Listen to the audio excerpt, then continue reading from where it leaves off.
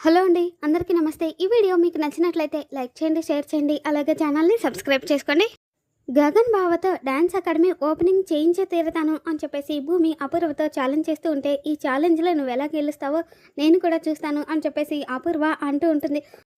తర్వాతేమో భూమి చెర్రీ దగ్గరికి వచ్చి, చెర్రీ త్వరగా నిద్రలే అని చెప్పేసి నిద్ర లేపుతూ ఉంటే, ఇక చెర్రీ అయితే ఉలిక్కి పడిపోయి, నువ్వా, నేను నక్షత్ర ఏమో అనుకున్నా అని చెప్పేసి చెర్రీ అంటూ ఉంటే, ఏం చెర్రీ అంతలా భయపడ్డావు అని చెప్పేసి భూమి అడుగుతూ ఉంటే, పీడకల లాంటి నక్షత్ర నా పక్కన ఉంది కదా, ఆ నక్షత్ర అయితే వేడివేడి కాఫీ నా మొహం మీద కొట్టి నన్ను నిద్ర లేపుతుంది అని చెప్పేసి చెర్రీ చెప్తూ ఉంటే, సారీ చెర్రీ అని చెప్పేసి భూమి అంటుంది. ఇట్స్ ఓకేలే, అవన్నీ కూడా నాకు నెమ్మదిగా అలవాటు అయిపోతాయి, కానీ ఇంతకీ నువ్వు ఎందుకు వచ్చావు అని చెప్పేసి చెర్రీ అడుగుతూ ఉంటే, ఈరోజు డ్యాన్స్ అకాడమీ ఓపెనింగ్ ఉంది కదా, ఆ డ్యాన్స్ అకాడమీ మీ అన్నయ్య ఓపెన్ చేయాలి అని చెప్పి నేను మీ అన్నయ్య దగ్గర మాట తీసుకున్నాను, కానీ ఇప్పుడు నాన్నేమో ఉదయ్తోనే ఓపెనింగ్ చేయాలి అంటున్నారు. అలా అయితేనే నాన్న ఓపెనింగ్కి వస్తాను అన్నాడు అని చెప్పేసి భూమి చెప్పగానే, మరి నువ్వేమన్నావు అని చెప్పేసి చెర్రీ అడుగుతూ ఉంటాడు. నేనేం చేస్తాను, గతలేక ఒప్పుకున్నాను అని చెప్పేసి భూమి అంటూ ఉంటే, ఎక్కడ ప్రాబ్లం ఉంటే అక్కడ భలే ఇరుక్కుంటావు భూమి, నువ్వు సూపర్. సర్లే, కాబోయే భర్తే ఓపెనింగ్ చేశాడు అని మా అన్నయ్య సరిపెట్టుకుంటాలే అని చెప్పేసి చెర్రీ అంటూ ఉంటే, సరిపెట్టుకుంటే సరే, కానీ మీ అన్నయ్య ఏదైనా ఫీల్ అయ్యాడే అనుకో అని చెప్పేసి భూమి అనుమాన పడుతూ ఉంటే, ఇప్పుడు ఏం చేయాలి అని చెప్పేసి చెర్రీ అంటూ ఉంటాడు. తర్వాతేమో అపూర్వ, ఎందుకు ఫీల్ అవ్వడు పిన్ని, ఆ గగన్ కాడు ఖచ్చితంగా ఫీల్ అవుతాడు, ఇది ప్రేమించేస్తున్నాను అని చెప్పేసి అలా మాయలో పెట్టి ప్రతిసారి దెబ్బ మీద దెబ్బ కొడుతూనే ఉంది కదా పిన్ని, వాడు మొదటిసారి నేను నిన్ను ప్రేమిస్తున్నాను అని చెప్పినప్పుడు నేను మిమ్మల్ని ప్రేమించలేదు అని దెబ్బ కొట్టింది, రెండోసారి అర్ధరాత్రి లేచిపోవాలి అని చెప్పి ఇంటి బయట కూర్చొని మరీ ఆఖరి నిమిషంలో నేను మీతో రాను అని చెప్పేసి దెబ్బ కొట్టింది, కానీ ఇది ఇన్ని దెబ్బలు కొట్టినా కూడా వాడు మొండివాడు కదా, అందుకే కోలుకున్నాడు. ఇక మూడో దెబ్బ అయితే పెళ్లి పీటల మీద గగన్ని వదిలేసి అదే డ్యాన్స్ అకాడమీ కాంపిటీషన్కి వెళ్ళిపోయింది కదా, అదైతే మాత్రం మర్చిపోలేని కోలుకోలేని దెబ్బ. కానీ ఈ గగన్ గాడు రాజపీనుకు కదా, అందుకే ఎలాగోలా కోలుకొని మళ్ళీ దాంతో డ్యాన్స్ అకాడమీ రన్ చేయడానికి ఒప్పుకున్నాడు.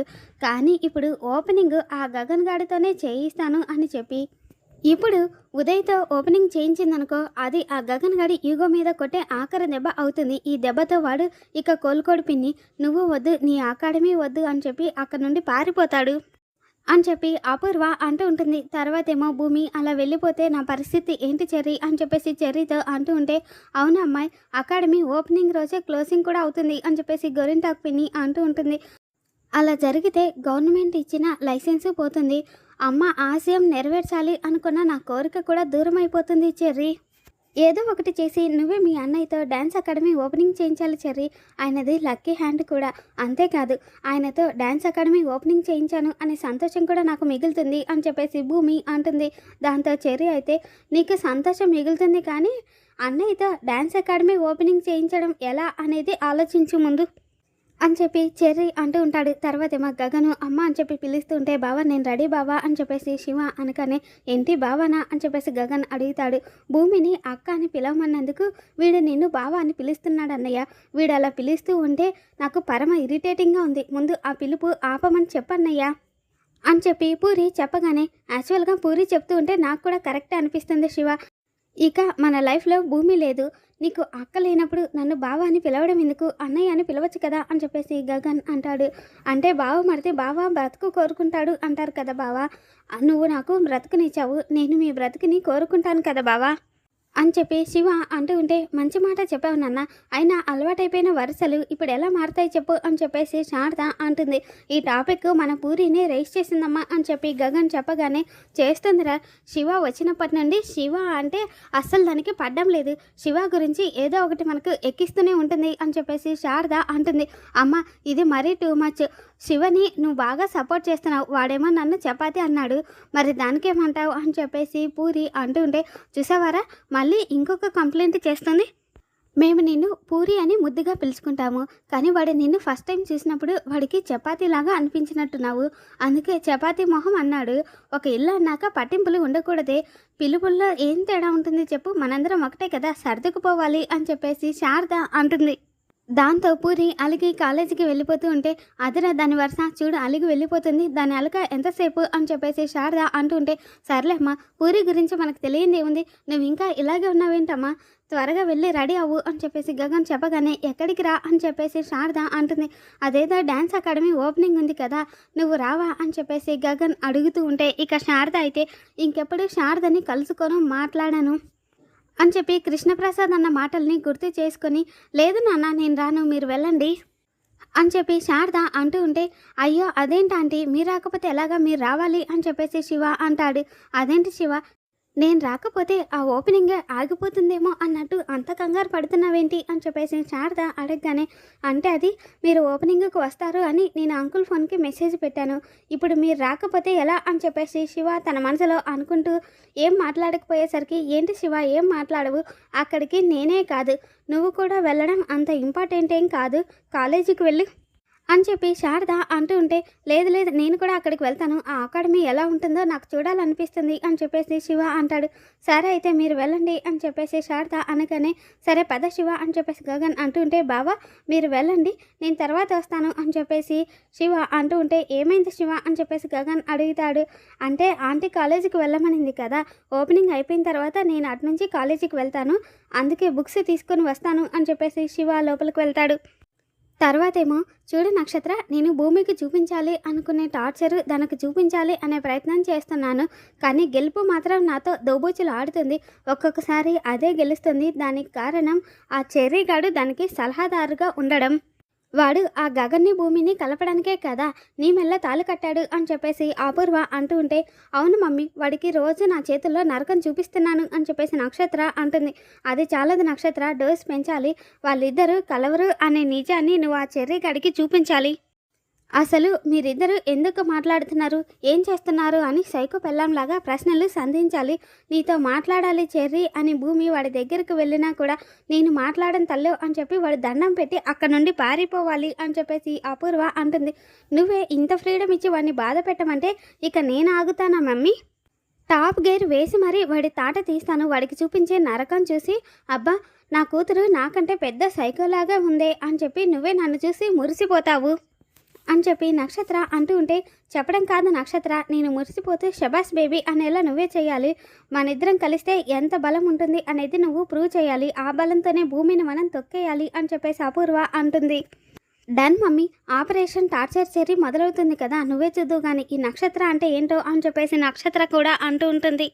తర్వాతేమో చెర్రీ ప్రశాంతంగా గంటసేపు స్నానం చేసేదాన్ని, కానీ నువ్వు పెడుతున్న టెన్షన్కి ఇప్పుడు 10 నిమిషాల్లో వచ్చేయాల్సి వచ్చింది అని చెప్పేసి చెర్రీ అంటూ ఉంటే, స్నానం ఏముందిలే చెర్రీ, ముందు అకాడమీ మీ అన్నయ్యతో ఓపెనింగ్ చేయించడానికి ఏమైనా ఆలోచించావా అని చెప్పేసి భూమి అడుగుతూ ఉంటే, ఏంటి ఆలోచించాలా, నా దగ్గర ఏమైనా ఆర్టిఫిషియల్ ఇంటెలిజెంట్ ఉందనుకున్నావా, కాస్త ప్రశాంతంగా ఆలోచించి గ్యాప్ ఇవ్వు భూమి అని చెప్పేసి చెర్రీ అంటాడు.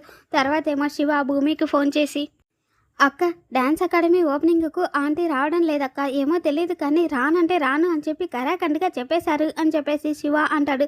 అయ్యో ఒకటి అనుకుంటే ఇంకో ప్రాబ్లమా, ఓకే అత్తయ్యని నేను అడిగి చూస్తానులే కానీ ఇంట్లో ఎవరున్నారు అని చెప్పేసి భూమి అడగగానే, మేము వచ్చేస్తే ఆంటీ ఒక్కరే ఇంట్లో ఉంటారక్క, పూరి ఏమో యూనివర్సిటీకి వెళ్ళిపోయింది అని చెప్పేసి శివ చెప్పగానే, సర్లే నేను మాట్లాడతాను అని చెప్పేసి ఇక భూమి అయితే శారదకి ఫోన్ చేసి, అత్తయ్య డ్యాన్స్ అకాడమీ ఓపెనింగ్కు మీరు వస్తున్నారా అని చెప్పేసి అడగగానే, లేదమ్మా నేను రాను అని చెప్పేసి శారద అంటుంది. అదేంటి అత్తయ్య, నాతో పాటు డ్యాన్స్ అకాడమీ నిర్వహించడానికి మీ అబ్బాయిని ఒప్పించింది మీరే కదా, మరి మీరు లేకపోతే ఎలాగా అని చెప్పేసి భూమి అడుగుతూ ఉంటే, నేను రాలేను భూమి, నువ్వు మర్చిపోయినట్టున్నావు, నేను మీ మామయ్య ఒకరికొకరం ఎదురు పడకూడదు అని ఒకరికి ఒకరం మాటిచ్చుకున్నాము, అందుకే నేను రాలేను, ప్లీజ్ భూమి నన్ను కన్విన్స్ చేయాలి అని ట్రై చేయకు, నేను రాను అని చెప్పేసి శారద ఫోన్ పెట్టేస్తుంది. తర్వాతేమో భూమి, మామయ్య ఓపెనింగ్కి వస్తున్నారా అని చెప్పేసి కృష్ణప్రసాద్ని అడగగానే, నేను రాకపోతే ఎలాగమ్మా అని చెప్పేసి కృష్ణప్రసాద్ అంటాడు.